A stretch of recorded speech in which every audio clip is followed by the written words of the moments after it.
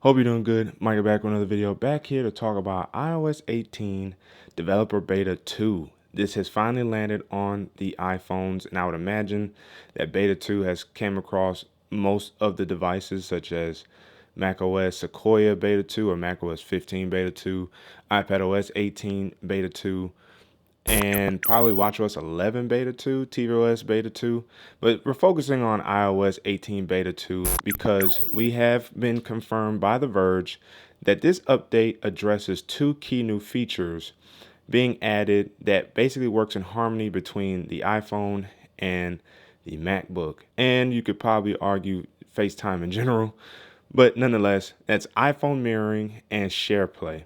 Now, it's interesting that they highlighted those as iOS 18 features because those features are primarily used on the MacBook, specifically iPhone mirroring. And what that does is it allows the MacBook to be able to mirror the iPhone as its own kind of little mini app, but it is your iPhone. Your iPhone can be locked. You don't even have to have your iPhone around. As long as it can connect to the MacBook will mirror your iPhone on the MacBook, and you can drag and drop files between your Mac and your iPhone. You can even open apps through that iPhone mirroring on the iPhone.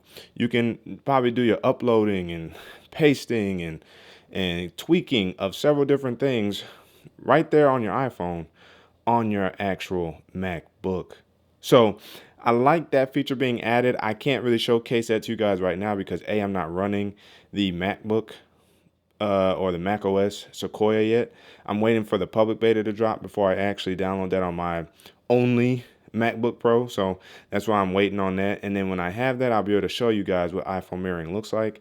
The other new feature is SharePlay being added with this beta 2. And SharePlay allows you to, with basically using FaceTime, you can now show the other people, the other party that you're FaceTiming, the ability to control their device and or show what you're doing through markups while sharing your screen or sharing the screen of others. That's another feature that is more or less going to be kind of shown on, I guess you could probably SharePlay, iPhone to iPhone, but you can definitely do that between an iPad and another iPad or the MacBook. Anything with FaceTime, you should be able to use SharePlay in that way. It's another feature that I will wait to show you guys once I get the public beta of macOS Sequoia downloaded onto my Mac. What else is with this update? Well, if I pull up photos and pull up the update, as you guys can see, it's only 1.44 gigabytes in size. So although big, it's kind of small for a beta update, especially beta 2, and that's really because it's really only addressing a few key features and probably doing some bug fixes. Now, what I wanted to show you guys in settings, and if you go to general, let's actually check out the about section. And if we see this update, the version is ending in F, 228.228.529.7F. So beta 1 was M. We have actually jumped a few updates into that, which is pretty interesting. And that's really kind of good to see because that means this update's probably doing a lot better than they thought for us to be on F. We still have a little ways to go, but to jump a few letters, if you go, let's see, A, B, C, D, E, F, G, so F, G, H, I, J, K, L, M, so seven letters, meaning a significant upgrade in terms of the beta program and the software stabilizing over the course of time. Now, does that mean that we could get the software earlier than the actual fall event? Potentially, but let's not hold out complete hope for that as of right now. So I wanted to highlight that for you guys to show you guys that we have two new features that I can't personally show you guys yet, but that should now be available for experimenting with iOS 18 Beta 2 and most likely macOS 15 Beta 2. One of those has to do with the home screen. Now, the interesting thing is if I show you guys right now, if I press and hold, I can't move this anywhere on the dot. It's not moving none of my apps. My apps are sticking. So I don't know if that's a new bug or they have some kind of specific protocols in place for the widgets, but I can't move the widgets and shuffle any of my apps anywhere since downloading beta 2. So that's interesting to showcase there. Now, if I press and hold for Siri, you'll notice we still have Siri 1.0. I'm just going to call it Siri 1.0. Siri 1.0's animation, meaning we don't have the new Siri yet. And with the mailing app, I'm not going to open it just for personal reasons, but the mailing app also does not have those categories because those categories are basically driven by Apple Intelligence, meaning we still don't have Apple Intelligence quite yet here on the iPhone either. So it's interesting to see what Apple's kind of trying to do with this beta 2. It very slowly, including new features. Now, maybe beta 3 will add those messaging features such as Genmoji and Image Playground. That would be nice. But as of right now, we're not getting too much when it comes to iOS 18 beta 2, thus the 1.44 gigabytes in size. Now, if we go into settings, I will show you guys what I feel like I've noticed is they may have slightly tweaked the font in settings. It almost feels like it's adjusted a little bit in terms of all the font sizes for each settings menu. But then also, if I swipe over, my journaling widget has bigger and bolder font as well. So that's something that I've noticed post iOS 18 beta 2. Now, what else have I noticed with the home screen outside of the widget not being able to be moved? Now, sorry for that. What I've noticed outside of the widgets being stuck to the top and not really moving any of my apps at the bottom, what I've noticed is if I do decide to move an app, it now moves more appropriately and it does not actually break what you want to take place here on your home screen. So that is something very nice to see there. What I've also noticed is within the control center, outside of more smooth, fluid animations, I noticed in the control panel that this is a lot more smooth. It actually it jumps really fast. I also found out that you can have up to 10 windows or 10 controller windows within your control center, which is also neat. I also noticed that there's a print center control. I did not notice that before beta 2. That doesn't mean it wasn't there. I just didn't notice that there was a print center for the control center, which is absolutely fire. Now, if we want to actually jump into the feedback app, we want to see if they've updated this yet. If I go ahead and pull down and refresh, it looks like they still have not updated with the, oh wait, yes, they have updated. Yay. So upon checking this out here, this gives us the new release notes for what's going on here. In accessibility, we see they fixed the user might be unable to play newly added background sounds, fire and night. So those should now be fixed and should be playable. So if we want, we can actually go test it out now. And in terms of music haptics, they might disappear after the first time it is entered in accessibility settings until settings restarts. So if you've ever tried using music haptics, which for disabled ones, music haptics actually vibrates the phone according to the beat of the music. And so they're saying that they just fixed that from disappearing in the settings. Now, in terms of fire and night, if we go to Accessibility Center and go to the background sounds, let's actually see if we can find that. So accessibility, and if we come in here, so I gotta find it, right? I think it's audio visual. So upon audio visual, we go into background sounds and we come into sound. Now it's on rain, but let's see if it will play, and it is working. So if you guys can hear that, let me see if I can turn it up some more. So fire is working, and if we switch on over to night, that's stream, there's night. That's night, and that's rain. So the two primary ones we was worried about, which they can just play too. So that's the whole point. Once they're on, they can just sit there and play. You don't have to worry about nothing, just letting them play in the background, maybe using your phone to go to sleep with or to focus and meditate, or you just want some peace and quiet, but you want some natural sounds. A part of that peace and quiet, using background sounds will help you achieve that. Activity sharing. Notifications for workouts completed by a friend might show incorrect. That's been fixed. Tap to cache. With Tap to Cache, you can send and receive Apple by holding the iPhone Apple Cash account is requested to send or required to send it. Let's see. So there's an issue with this. Let's see. For developer beta, tap to cash payments cannot exceed $250 per transaction. Transaction limits are subject to change, including lowering limits at any time during the developer or public betas without notice.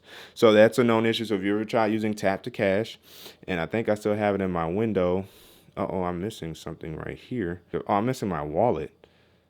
The wallet's missing here. Interesting. So let me see if I can come back up here. All right, it's hard to do some of this stuff behind camera. So I added tap to cash. So let's go ahead and I think I just hit that. If I hit tap to cash, it's going to bring up cash.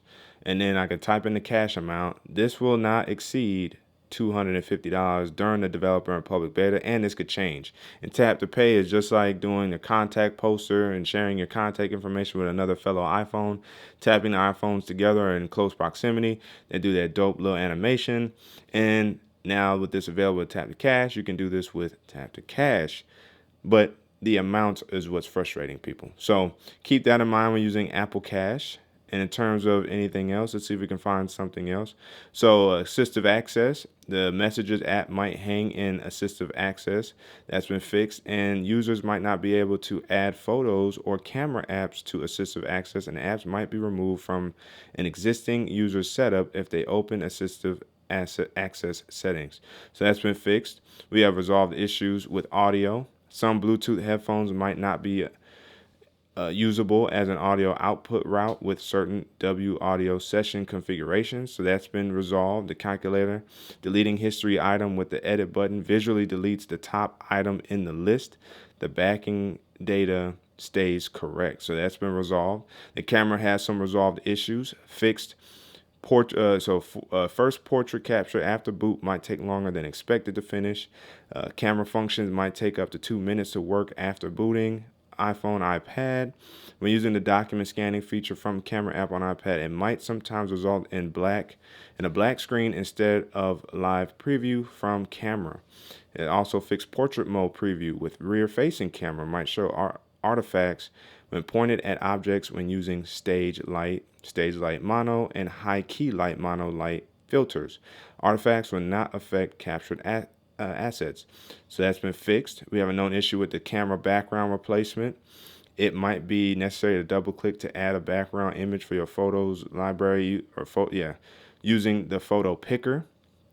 CarPlay, Bluetooth pairing UI could become unresponsive for BMW users, which leads to failed contact transfer. So that's been addressed. Control Center. Empty pages in Control Center might linger after exiting edit mode. They also fix control widgets with the parameterized open intent action are not configurable. Voice memos control will not render correctly or be functional after upgrading to iOS 18 if it was a part of Control Center prior to the update. We have a known issue with Control Center. Page control is overlapped by the dynamic island and landscape. App icons in Control Center gallery always appear in dark mode. So those are some known issues there. Here with the display, phones with always on display enabled might panic reboot on exit. So I don't know if that was actually causing the reboots, because that's something I hope that Apple is going to address with this as well, was just the phone having random reboots or rebooting often. This is part of that problem that they say they fixed. FaceTime has a new new feature, which I think I already saw. So we might be running into stuff that was already part of beta 1. But FaceTime in low data mode now uses more data when network conditions are good for improved video call quality. So a nice way to get more quality without having to use a ton of data with low data mode and FaceTime. Great. We have known issues though. When user picks up FaceTime call from lock screen and unlock the device later, the camera might be disabled where user cannot see remote side via plug and play or picture in picture and vice versa. The workaround is users need to go into FaceTime app to re-enable video. Toggling video button from FaceTime drop down will not work. There's a resolved issue in files. Users might not be able to navigate within Move panel in the Files app on phone. So that's interesting. We have a resolved issue here with Fitness Plus. It might not load the Fitness Plus For You page immediately on first launch. So that's been resolved. Freeform. Some images inserted into iWork and Freeform might be zoomed in. So that was resolved. Handwriting. Auto refine animation contains rendering issues for users with display zoom set to more space within the display and brightness settings. The workaround is just change the display zoom settings to default. All right, there's some new features for headphone. Headphone accommodations can now be configured on Mac OS. When user sets up headphone accommodations with AirPods Pro 2s, user will continue to hear audio adjusted when connected to other audio sources. All right, so good to see there. Resolved issues in health. They fixed the doses of medication logged via mirrored watch notifications for incompatible schedule types. Do not save on phone if device is locked. That's been fixed. Period flow is displayed as bleeding during pregnancy and bleeding after pregnancy in cycle detail view. That's been fixed. When heart rate watch app is deleted, health checklist and health app and watch settings still show features, irregular rhythm notifications, high heart rate notifications, low heart rate notifications as active. That's been fixed. And the cycle tracking snippet might continue to display flow or symptoms logged pre-pregnancy. All been fixed. Known issue, though, is cardio with fitness notifications will not turn back on automatically 12 weeks post-pregnancy or after a pregnancy cycle factor is deleted. The workaround is turn cardio fitness notifications back on manually. All right. Home screen resolved issue. There might be a delay when switching to dark or tinted icons on the home screen. And that actually made me think about something real quick. So we'll check that out after this. Widgets on the home screen might match icon appearance rather than system appearance. Oh, nice. They fixed that. All right, good. Good. To enable dark widgets, switch home appearance to dark for dark mode widgets. Icon tint slider knob might not update to selected color on the first use after boot. Workaround is dismiss home screen customization sheet and bring up again to update. Okay. All right. Now, what I wanted to check was if I do dark mode real quick and I hit customize and I hit dark mode. So now it automatically uses this feature and yay, we do have it. So the App Store finally has a dark mode now. Yes, that came in beta 2. That is something I wanted to check on, but we do have that there now. And it automatically darkens the background for you. So if I do that, it'll bring it back up. I like that. I don't mind darkening it like that. That's cool. Helps give it a transparent effect between the icons and the actual wallpaper. I like that. Now tinted. All right. So they didn't necessarily fix that, but good. I'm glad to see that has a dark mode icon. So now the App Store has a dark mode icon. Thank you, Apple. All right, so we have HomePod and alarms and timers. They fixed the HomePod alarm and timers will not be visible in the Home app to add or edit if user is running iOS 18, but tvOS is pre-18.0. And they also fixed the HomePod alarm and timers will not be visible in the Home app to add or edit if user is running legacy home architecture. The iCloud also has a resolved issue. Frequently changed file syncing over iCloud Drive will use more data than expected. iPhone mirroring, the new feature. Known issues, dictation is available during iPhone mirroring. Keyboard input might not work in Spotlight or App Library when using iPhone mirroring. Universal clipboard might not work during iPhone mirroring. Users might be able to launch lock screen apps while using iPhone mirroring, and settings might show incompatible devices under iPhone mirroring. Interesting. All right, so journaling suggestions. I don't think this is, well, it says new, and it says introducing a new set of new features to keep encouraging people to reflect and write about their day-to-day experiences to get mental well-being benefits of journaling. The API now supports landscape mode and reflection prompts. Added support for state of mind logged. Okay, so we already know about that. Nonetheless, still cool, and they have resolved issues here. Users might experience blank suggestions or engineering text. I think that's something I kind of reported on in my follow-up video. We have users might experience long spinner after tapping the plus to open journaling suggestion sheet. And they also fixed when tapping the plus to launch the journaling suggestion sheet, it might not launch. So they fixed those things. Nice, good to know. The keyboard also had some known issues, one in particular. Users will not be able to configure keyboard and settings, including adding, removing keyboards for different languages or adding, removing keyboard extensions. A workaround that the settings can be used on device. The lock screen has a resolved issue. Users will be unable to configure controls that have configurations on the lock screen. Known issues for the lock screen: a quick action button might disappear, and the workaround is unlock the device or edit and save the lock screen configuration again. Resolved issues with the map sharing: ETA might fail when sending it to a recipient via SMS, and the place card API might fail to load place details. That's all been fixed. Math notes has a resolved issue: adjusting negative numbers can lead to multiple negative signs. So they resolved that, which is good. The known issue is adjusting a number with a comma can immediately change the number value to 0. The workaround is write the number being adjusted without a comma separator, or rewrite the intended number. When it comes to the satellite, it says that the send and receive messages via satellite might not be relayed to your other devices, and messages via satellite is currently available only in the US. SMS messaging via satellite is available on select carriers in iOS Beta 1, iOS 18 Beta 1.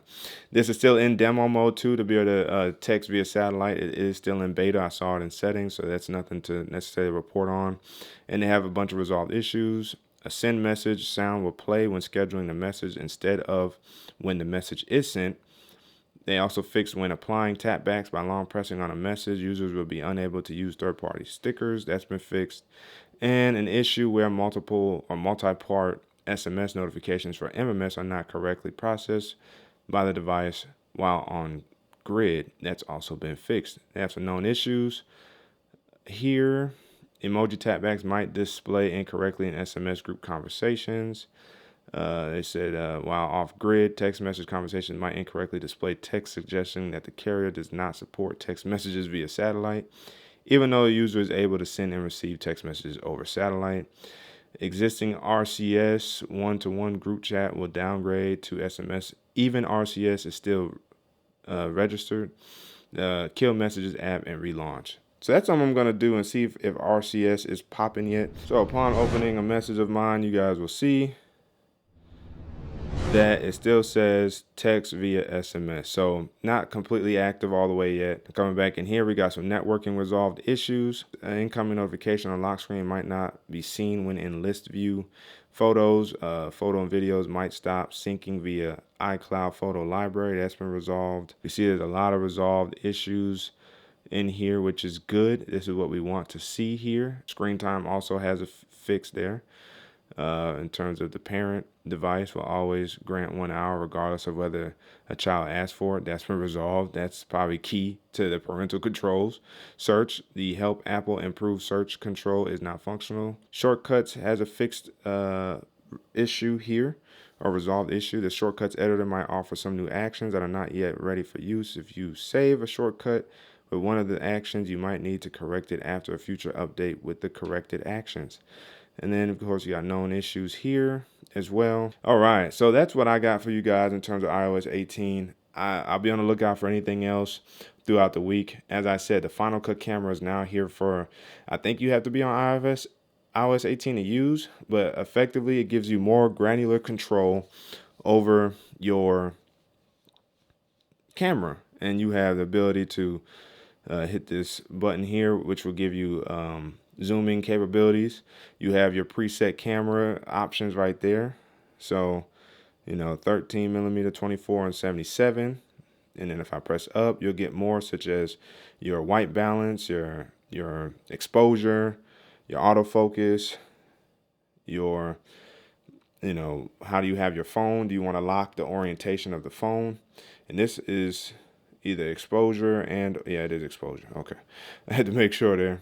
And then up here, it gives you everything what you got going on. So HEVC, so .265, HDR 4K, 30 frames per second. And of course, you want to change into that. You have the settings button up here. And now you can change the codec from 265 to ProRes if you wanted to. You could also change the format here, 4K, 30 frames per second. You can change this to 720, 1080p.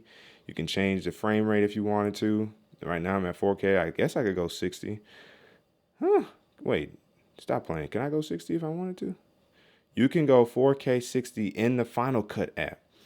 that is something new, because previously you could only do 4K 60 unless in it's ProRes. Maybe ProRes, that's what it is. All right, so matter of fact, let's see if it's gonna change if I do change some of that. So I do that, and then I come here, I click on ProRes. Yep, 4K 60 ProRes only supported. So I just want to make sure they weren't trying to, pull a sneaky little, which is what we would have wanted anyway. But nonetheless, I can come back in here and switch this back to 4K 30 for me. And then if you're not supported with HDR, it's 120 and 240 frames. So if I change out of that, maybe I can do 4K 120, 4K 240. That would be very interesting. So, but it's pretty quick in a nutshell. And of course, this works with the Final Cut Pro. Oh my goodness, Final Cut Pro app. So if you're interested in using the app for Final Cut, this will help you do that with the multicam feature up here in the top. Welcome to live multicam. Of course, I'm not trying to do that right now because I don't even use Final Cut, but using this Final Cut camera will give me good footage for what I normally do anyway. So I like the more pro controls Apple's providing with the Final Cut app for the iPhone via iOS 18. So that's the last thing I want to bring to you guys. Now, if we look, I've lost 2% since being on this video. This video has taken me about 33 minutes. And while showcasing the screen being on, being higher brightness because I have a light shining on it, opening an app, and while still settling in with the software, we already have a good glimpse into the battery life being that much better between iOS 18 Beta 1 and iOS 18 Beta 2. So let me know your comments down in the comment section below what you guys think about iOS 18. What's your favorite feature? Have you downloaded the beta, and are you on Beta 1 or Beta 2? Comment section is open for discussion. Again, as always, if you guys haven't already, make sure you hit the like button, subscribe to the channel, hit the notification bell so all free download some videos. So you and I can sit back, check, see what's cracking. Don't forget to hit that super thanks button down there by the like and dislike button, Cash App and PayPal, and check the channel out for all the videos available to you. That's a way to keep tech fresh and alive on this channel. Friend Micah signing out until the next video. Wait for it.